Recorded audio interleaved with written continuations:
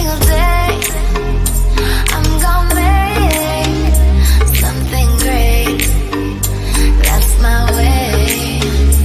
Every single day, I'm gonna make something great. That's my way.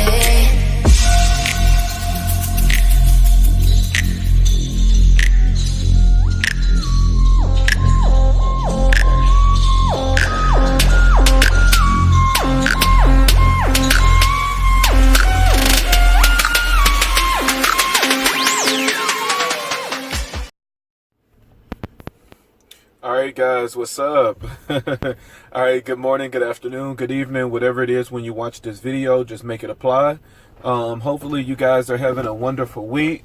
Hopefully you're reaching goals. And of course, you already know if you have any questions or concerns, you can just hit me up on Instagram. There's going to be a link in the description. So all you have to do is just click on that link. It's going to take you straight to my page and you can just leave me a message there.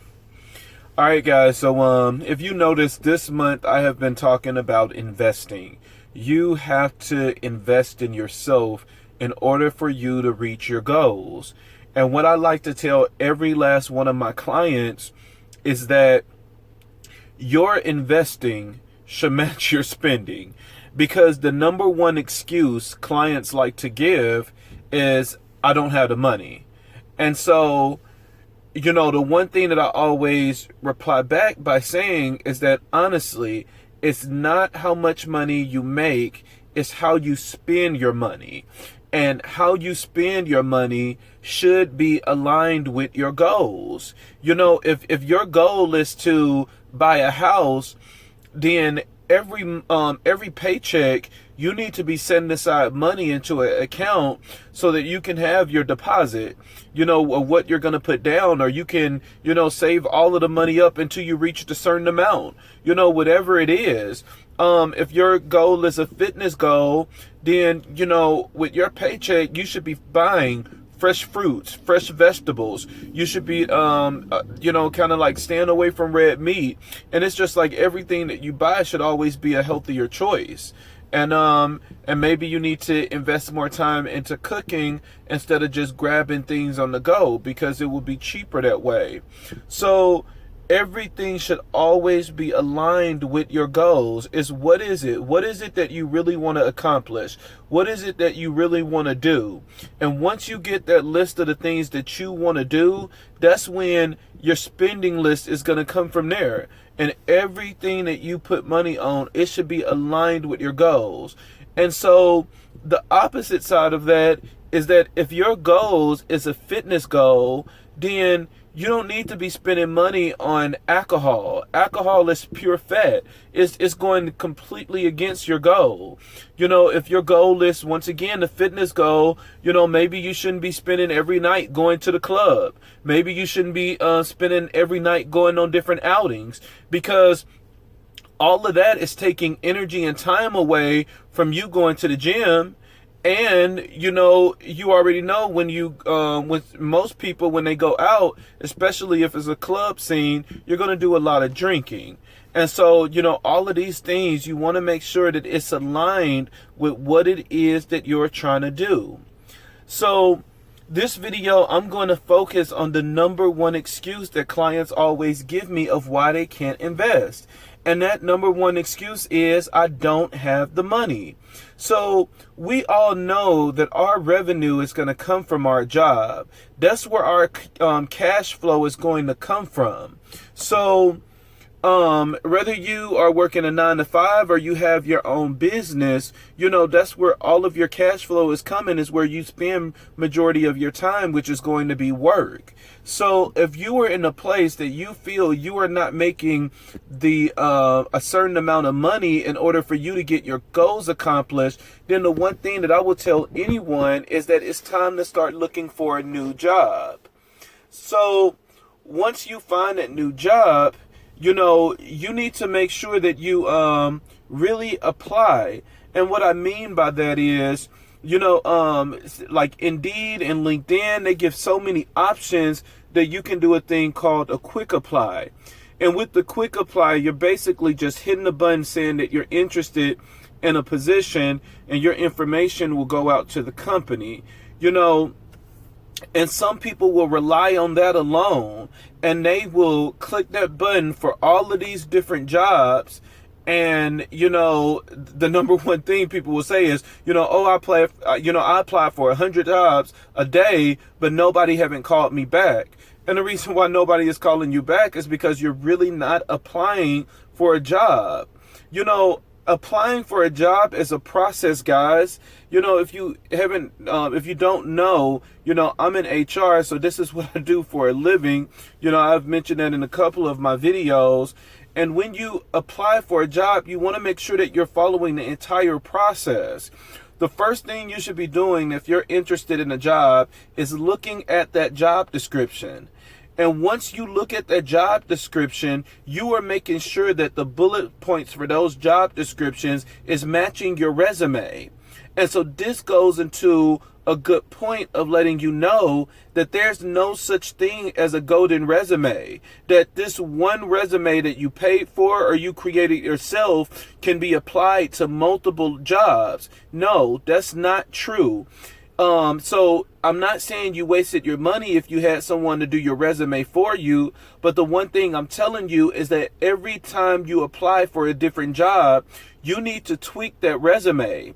You want to make sure that that resume has every bullet point of what that job description is looking for. If the job description is looking for 5 years of supervisory experience, you want to make sure your resume reflects that. If it's looking for 2 years of experience as a caregiver, make sure that you have that on your resume. If it's looking for someone with a bachelor's degree or a master's degree, you want to make sure that that's reflecting on your resume. And when you do this process, you will understand that, you know, the quick apply is a setup.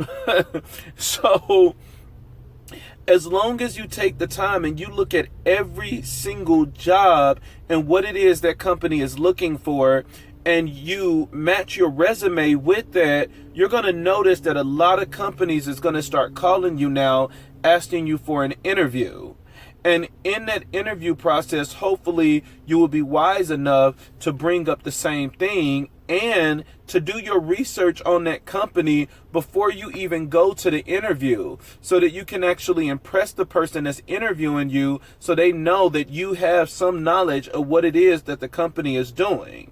You know, you never really want to go to an interview and you don't have some type of history of the company, and that you're clueless on what the company actually does. You know, and it's a quick Google search that you can search the company name and figure out what it is that they do, when they were established, what type of products they have. Those are things that you kind of want to have in mind when going in that company.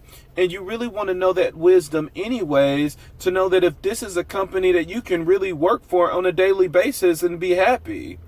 So no more excuses of, I don't have the money. If you don't have the money to invest in your goals, then do something about that. Don't just keep complaining. Do something that you can bring in more revenue, that you can reach the goal that you want to reach. And like I said, the best way is finding another job that is going to pay more. But the only way you're going to get that job that pays more is by actually doing the process. So you already know what the resume should look like now. Another key point that I want to give you guys that a lot of people miss is that you still want to fill out the application. Remember, a saying that is still true to this day is first impressions is a lasting impression. Guys, when you are filling out this application, this company don't know you. They don't know you from the next person that's going to apply.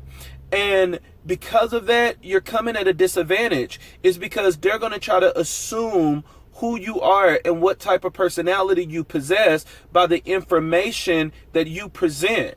And not everybody is good at conveying their essence of who they really are and their true personality. But the one way you can is by completing both the resume and the application. When you do one or the other, which a lot of people do, and they normally do a resume and not the application, a lot of managers see it as laziness. They say, okay, you couldn't even take the time to fill out this application. You're going to be the type of person that cut corners, and so I don't want to hire you for this position. So you want to make sure that you complete that application so that you can be seen as somebody that will do tests that are assigned to you, and that you know how to follow a process from beginning to end. Those are key things that managers look at, and it really represents you in a positive light. So make sure your resume is reflecting the job description. It should really match what it is that the company is saying that they're looking for. And then the second thing is making sure you complete the employment application. So guys, like I said, no more excuses. If you feel that you can't reach your goal because of a financial component, then start the journey of looking for another job. Really put yourself out there to purposely, get a better paying job so that you can reach the goals that you want to reach. All right, guys, if you have any questions, any concerns for me, you can hit me up on Instagram. I hope this video is really a blessing to you, and that if you're not doing this process right, and if you have been wondering why companies is not calling you for an interview, then I really hope that this sheds some light and you start doing something different in the process so that you can get a better paying job.